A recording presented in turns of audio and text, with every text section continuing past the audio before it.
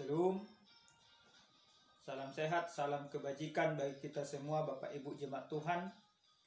Sebelum kita mendengarkan firman Tuhan, kita berdoa. Dia Bapa yang baik, Bapa yang kekal, Bapa yang kami sembah melalui Yesus Kristus. Izinkan kami untuk mendengarkan sabda. Rapi kami dengan Roh Kudus-Mu, sehingga kami mengerti sabda Tuhan. Dalam nama Yesus kami berdoa. Amin. Bapak Ibu, jemaat Tuhan yang terkasih dalam Kristus Yesus, firman Tuhan yang akan kita dengarkan pada saat ini tertulis dalam kitab Injil Yohanes pasal 4 ayat 5 sampai dengan ayat ke-14. Demikian firman Tuhan. Maka sampailah ia ke sebuah kota di Samaria yang bernama Syikar, dekat tanah yang diberikan Yakub dahulu kepada anaknya Yusuf. Di situ terdapat sumur Yakub.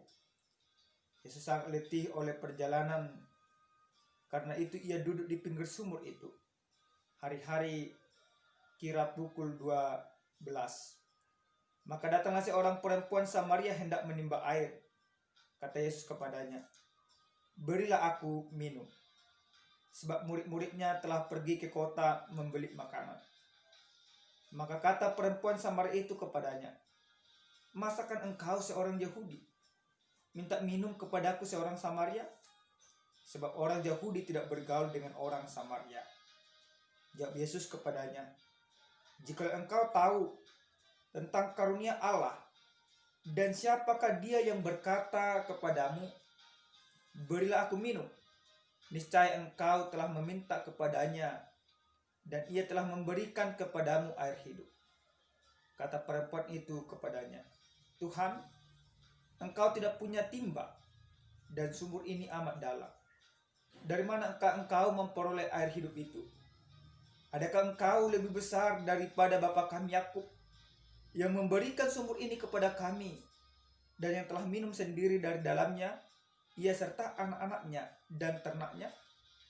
Jawab Yesus kepadanya, "Barang siapa minum air ini, ia akan haus lagi. Tetapi barang siapa minum air yang akan kuberikan kepadanya, ia tidak akan haus untuk selama-lamanya. Sebaliknya, air yang akan kuberikan kepadanya akan menjadi mata air di dalam dirinya, yang terus-menerus memancar sampai kepada hidup yang kekal." Sampai di sana pembacaan kebenaran firman Tuhan. Jemaat Tuhan yang terkasih dalam Kristus Yesus, jika ditanyakan kepada kita pada saat ini, siapa di antara kita yang kira-kira tahan tidak minum selama 3 hari? Tentu banyak di antara kita yang tidak tahan minum selama 3 hari. Tetapi untuk tidak makan selama 3 hari masih bisa dilakukan banyak orang. Hal ini menjadi suatu bukti bagaimana pentingnya sebuah air di dalam kehidupan setiap orang. Bahkan menurut penelitian, tubuh manusia ini membutuhkan 80% air di dalam kehidupan. Bapak Ibu jemaat Tuhan yang terkasih dalam Kristus Yesus, air begitu bermanfaat bagi kehidupan kita. Baik itu manusia, hewan, dan tumbuh-tumbuhan. Semuanya yang Tuhan ciptakan di dunia ini membutuhkan yang namanya air. Jemaat Tuhan, kalau kita melihat dalam kebenaran firman Tuhan yang kita baca pada saat ini, bagaimana Yesus menyampaikan suatu berita soal kerajaan sorga dari suatu tempat ke tempat yang lain. Maka pada saat itu Yesus menyampaikan berita kerajaan sorga itu di daerah Yudea. Ketika Yesus menyampaikan berita kerajaan sorga di sana, banyak orang yang sudah percaya kepadanya. Tetapi ketika banyak orang sudah percaya kepada Yesus, orang-orang Farisi, orang-orang Yahudi merasa terusik, sehingga mereka berusaha ingin menangkap, ingin menyalibkan, bahkan ingin menghancurkan ajaran-ajaran Yesus. Yesus memahami semua yang terjadi di daerah Yudea, sehingga untuk menghindari pertengkaran yang ada di sana, dia memutuskan bersama dengan para muridnya untuk melanjutkan pelayanan ke daerah Galilea. Namun untuk sampai ke daerah Galilea, biasanya orang-orang Yahudi melakukan perjalanan mengelilingi daerah Sikar, tidak melewati daerah Sikar. Hal itu dikarenakan karena di daerah Sikar terdapat orang-orang Samaria yang notabenenya memiliki permusuhan yang begitu mendalam dengan orang-orang Yahudi. Sehingga orang-orang Yahudi jika mereka ingin pergi ke daerah Galilea, mereka mau melakukan perjalanan yang jauh lebih jauh daripada harus melewati daerah Sikar. Namun Yesus beserta para murid-muridnya mencari jalan pintas. Yesus tidak memperdulikan bagaimana permusuhan yang terjadi di antara orang Yahudi dengan orang Samaria. Yesus mengajak para muridnya untuk tetap melalui daerah Samaria, yaitu daerah Sikar yang dihuni orang-orang Samaria. Ketika mereka melakukan perjalanan itu, pada saat itu tengah hari, mereka sampai ke daerah Sikar, daerah orang-orang Samaria. Yesus pun sebagai manusia, dia merasa kelelahan, dia merasa kehausan, sehingga dia memutuskan untuk beristirahat di pertengahan kampung Sikar yang dihuni orang-orang Samaria. Ketika Yesus memutuskan untuk beristirahat di sana, maka murid-muridnya Yesus suruh untuk membeli makanan, yaitu ke kota. Sehingga Yesus sendiri yang tinggal di daerah itu, di dekat sumur, seperti di perikop kita, di dekat sumur yang diberikan oleh Yakub. Pada saat Yesus berada di dekat sumur itu, Yesus duduk menanti orang untuk datang menimba air dari sumur itu. Jemaat Tuhan yang Yesus kasihi, kalau kita melihat perikop ini, bagaimana permulaan pembicaraan yang Yesus lakukan bersama dengan perempuan Samaria. Dalam ayat yang kelima dikatakan, maka sampailah ia ke sebuah kota di Samaria yang bernama Sikar, dekat tanah yang diberikan Yakub dahulu kepada anaknya Yusuf. Di situ terdapat sumur Yakub. Yesus sangat letih oleh perjalanan. Karena itu ia duduk di pinggir sumur itu. Hari kira-kira pukul 12. Maka datanglah seorang perempuan Samaria hendak menimba air. Kata Yesus kepadanya, berilah aku minum. Pembicaraan itu bermula ketika Yesus kehausan dan dia bertemu dengan seorang perempuan yang notabenenya orang Samaria. Hal ini mau menunjukkan bagaimana sebuah tradisi yang benar-benar dilanggar oleh Yesus. Yesus tidak memperdulikan yang namanya tradisi yang terlalu kaku, yang berusaha membuat batasan-batasan antara orang Yahudi dan orang Samaria. Sebuah tradisi memang mengatakan bagi orang Yahudi dipantangkan untuk berbicara dengan perempuan. Itu yang pertama. Yang kedua, seorang orang Yahudi dipantangkan untuk berbicara dengan orang Samaria. Karena apa? Karena terjadi permusuhan. Maka ketika Yesus meminta air dari perempuan itu, yang pertama sekali yang perempuan itu sampaikan dalam ayat yang ke-9, dikatakan, maka kata perempuan Samaria itu kepadanya, masakan engkau seorang Yahudi minta minum kepadaku seorang Samaria? Sebab orang Yahudi tidak bergaul dengan orang Samaria. Masakan engkau orang Yahudi? Perempuan ini mengetahui, memahami bagaimana sebuah tradisi, sebuah perpecahan, sebuah permusuhan antara orang Samaria dan orang Yahudi. Orang Yahudi selalu berpikir bahwa orang Samaria itu adalah orang yang tidak benar. Permusuhan yang terjadi di antara orang Yahudi dan orang Samaria itu bermula ketika orang-orang Yahudi yang masih tinggal di daerah Samaria melakukan perkawinan campur dengan orang yang bukan Yahudi.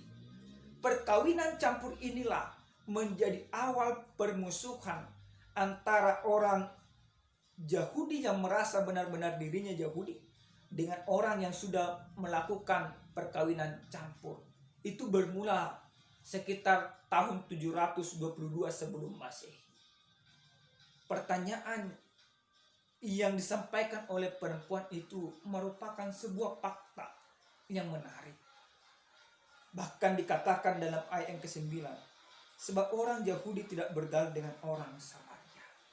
Tetapi apa yang Yesus sampaikan ketika perempuan itu berbicara demikian?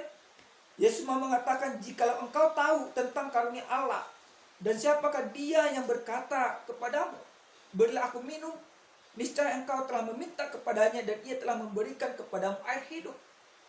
Ini Yesus mau mengatakan, dia tidak menjawab permusuhan yang terjadi di antara orang Yahudi dan orang yang bukan Yahudi. Tetapi Yesus mau menyampaikan bagaimana sebenarnya, bagaimana sesungguhnya kedatangan dia ke dunia ini tidak melihat soal permusuhan. Kedatangan Yesus memberitakan kerajaan Allah ke dunia ini tujuannya hanya satu. Bagaimana semua orang supaya diselamatkan. Entah dia orang Yahudi, entah dia bukan orang Yahudi. Yang terpenting bagi Yesus, kerajaan sorga harus disampaikan. Kerajaan sorga melampaui segala batasan-batasan yang ada. Kerajaan sorga menghancurkan segala permusuhan yang ada. Kerajaan sorga mendamaikan orang yang bermusuhan supaya menjadi bersahabat. Bagaimana manusia bermusuhan dengan Allah oleh karena dosa. Maka di dalam Yesus Kristus semuanya itu dipersatukan, diperdamaikan melalui pengorbanannya. Yang pertama sekali Yesus meminta supaya perempuan itu memberikan air kepadanya. Tetapi bagian yang kedua yang menarik, Yesus mengajarkan bagaimana dia yang akan memberi air kepada perempuan. Tetapi perempuan Samaria yang notabene-nya berpikir sebagai manusia biasa, dia berkata kepada Yesus, Tuhan, engkau tidak punya timba dan sumur ini amat dalam. Dari manakah engkau memperoleh air hidup itu? Baru dikatakan, adakah engkau lebih besar daripada bapa kami Yakub yang memberikan sumur ini kepada kami dan telah minum sendiri dari dalamnya ia serta anak-anaknya dan ternaknya? Perempuan itu menjadi keheranan.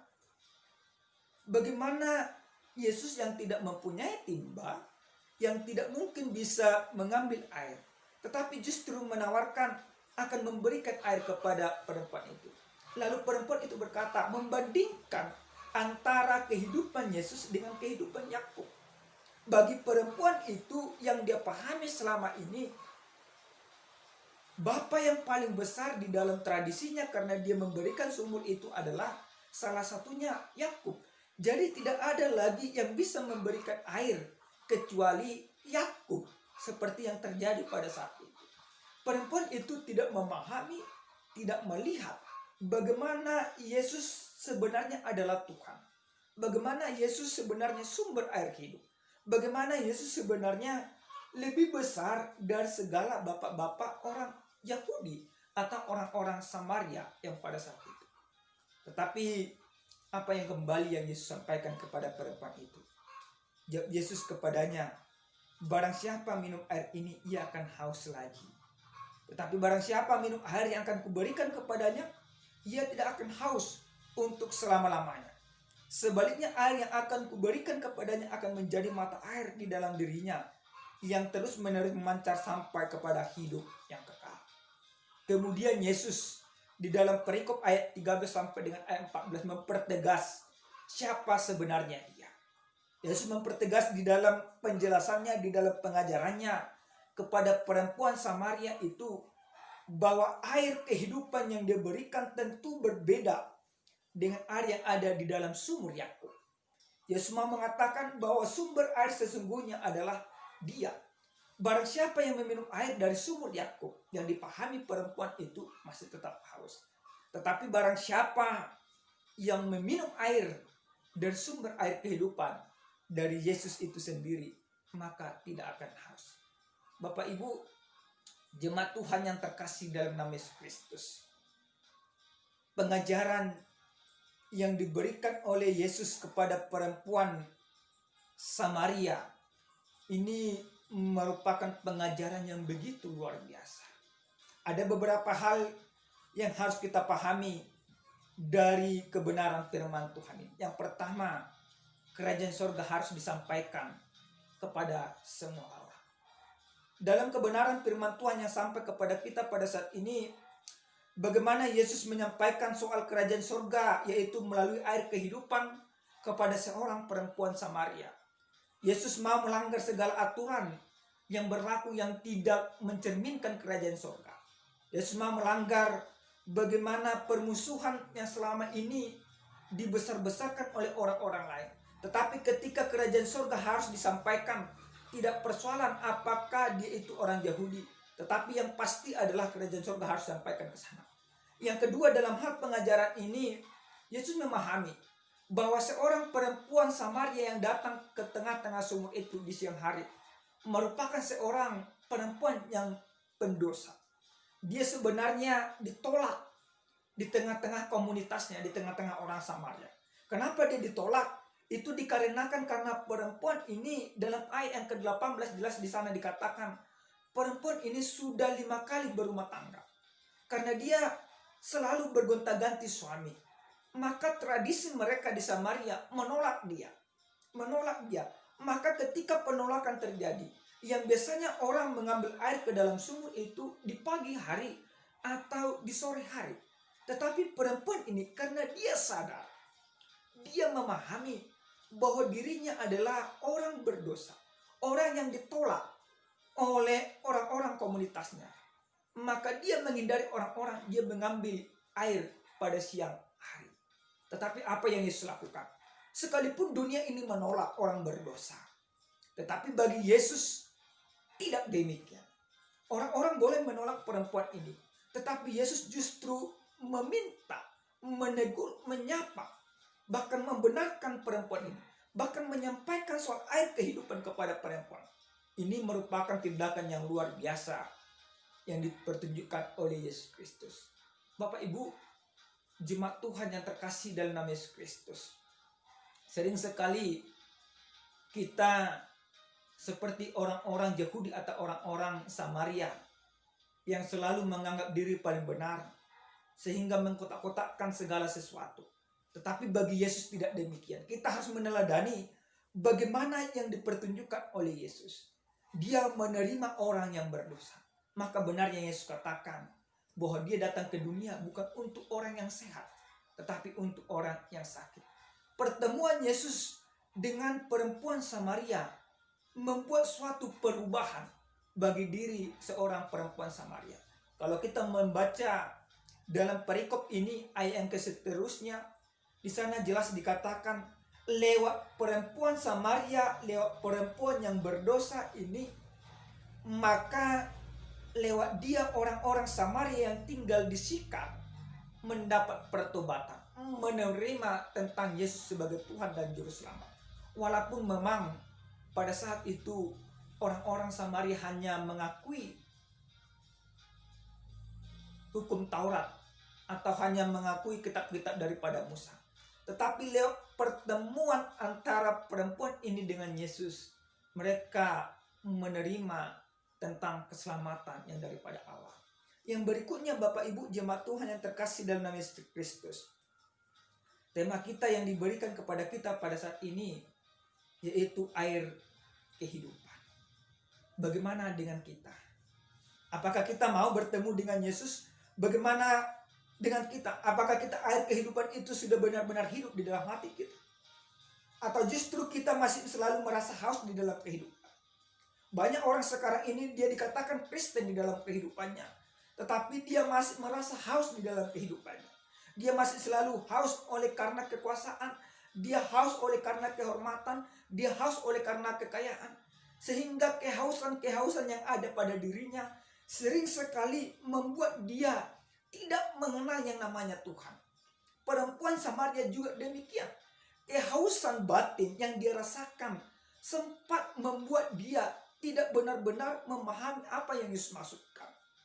Sering sekali kita demikian. Kehausan kita untuk memperoleh pangkat, untuk memperoleh kehormatan, untuk memperoleh kekayaan, kita mengesampingkan iman. Maka satu-satunya cara yang mau Yesus sampaikan kepada kita pada saat ini lewat firman Tuhan, yang mau Yesus sampaikan kepada kita, terima Yesus di dalam kehidupanmu sebagai air kehidupan. Maka setiap orang yang sudah menerima Yesus sebagai Tuhan dan Juru Selamat, maka air kehidupan itu akan memancar di dalam kehidupannya. Air kehidupan itu akan memberikan pertobatan, akan memberikan pengampunan, dan akan memberikan hidup yang kekal kepada kita. Air kehidupan yang Yesus tawarkan bukan hanya saat ini, bukan hanya untuk kita minum sesaat, tetapi ketika kita sudah menerima Dia, sudah menjadikan Dia Tuhan sebagai Juru Selamat, maka kita memperoleh keselamatan. Kita tidak perlu lagi mencari keselamatan kemana-mana. Kita tidak perlu lagi mencari pengampunan kemana-mana. Kita tidak perlu lagi mencari permohonan untuk penderitaan karena dosa kemana-mana. Karena apa? Karena di dalam Yesus semuanya itu sudah diberikan. Yang berikut Bapak Ibu, jemaat Tuhan yang terkasih dalam nama Yesus Kristus, bagaimana air kehidupan yang Yesus katakan dalam ayat yang ke-13 sampai dengan ayat ke-14. Dalam ayat yang ke-13 Yesus katakan, barang siapa minum air ini, ia akan haus lagi. Tetapi barang siapa minum air yang akan kuberikan kepadanya. Barang siapa minum air ini. Barang siapa yang mencari kekayaan di dunia ini, yang mencari kepuasan batin di dunia ini, yang mencari kehormatan di dunia ini, yang mencari kesenangan di dunia ini, maka dia akan haus. Kenapa? Karena sifat manusia tidak pernah puas. Ketika sudah mempunyai satu mobil, ingin mempunyai 2 mobil. Kehausan-kehausan yang diberikan dunia ini tidak akan pernah memberikan kedamaian kepada kita. Ketika kita mau meminum air-air yang ditawarkan dunia ini, tidak akan pernah memberikan kepuasan kepada kita. Kenapa? Karena kita akan tetap merasa haus dan haus. Karena dunia ini menawarkan demikian. Tetapi siapa yang meminum air dari Yesus, siapa yang menerima Yesus sebagai Tuhan dan Juru Selamat, ia tidak akan haus lagi. Bapak Ibu, jemaat Tuhan yang terkasih dalam nama Yesus Kristus, menjadi pertanyaan berikutnya. Sudahkah kita di tengah-tengah keluarga menjadikan Yesus sebagai air kehidupan? Atau apa yang menjadi kerinduan kita di tengah-tengah keluarga? Apa yang menjadi air kehidupan di tengah-tengah keluarga? Jika di tengah-tengah keluarga kita jadikan keluarga itu untuk mencari kehausan dunia ini, maka kita akan terus haus. Jika kita menjadikan dunia ini untuk menjadi sumber kehidupan kita, maka kita akan menjadi haus selalu. Tetapi ketika kita menjadikan Yesus sebagai sumber dan keselamatan bagi kita, maka kita tidak akan haus lagi. Perempuan Samaria, ketika dia bertemu dengan Yesus, ketika dia sudah menerima Yesus, sudah memahami Yesus, dia mengalami pertobatan. Pertobatan yang dia alami, Bapak Ibu jemaat Tuhan, dia mampu berdamai dengan sesamanya. Yang dahulunya dia dikucilkan dari sesamanya, dari kelompoknya, dari komunitasnya. Tetapi lewat bertemu dengan Yesus, lewat dia menerima sumber air kehidupan, dia menjadi diterima, bahkan dia menjadi alat perpanjangan tangan Tuhan untuk menyampaikan kerajaan Allah. Yang berikut Bapak Ibu jemaat Tuhan yang terkasih dalam Kristus Yesus, yang terakhir sekali yang mau kami sampaikan lewat kebenaran firman Tuhan. Apa yang membuat kita haus? Mungkin kita haus untuk mendapatkan kebahagiaan. Mungkin kita haus untuk mendapatkan pekerjaan. Mungkin kita haus untuk mendapatkan apa yang kita butuhkan dalam kehidupan kita. Kita sering sekali dalam kehausan kita mencari ke dunia. Kita tidak mau berpaling kepada Yesus. Kita tidak mau berseru kepada Yesus. Kita tidak mau menyerahkan segala kehausan kita kepada Yesus. Tetapi lewat firman Tuhan pada saat ini, engkau diajak, aku diajak, kita diajak untuk datang kepada sumber kehidupan, kepada sumber air kehidupan, yaitu kepada Yesus. Sampaikan kehausanmu kepada Yesus. Sampaikan kerinduanmu kepada Yesus. Sampaikan tantangan dan persoalanmu kepada Yesus. Percayalah dengan segenap hatimu, maka Yesus akan menjawab segala persoalan di dalam kehidupanmu. Maka Yesus akan memberikan kelegaan kepadamu. Jangan pernah cari jawaban di tengah-tengah dunia ini. Jangan pernah cari kepuasan-kepuasan dunia ini. Tetapi carilah Yesus di dalam kehidupanmu. Maka percayalah kepada Yesus dengan segenap hatimu, dengan segenap kekuatanmu. Terima Yesus sebagai Tuhan dan Juru Selamatmu. Jadikan dia menjadi sumber kehidupanmu. Jadikan dia menjadi sumber di tengah-tengah rumah tanggamu. Jadikan dia menjadi sumber kehidupan di tengah-tengah pekerjaanmu.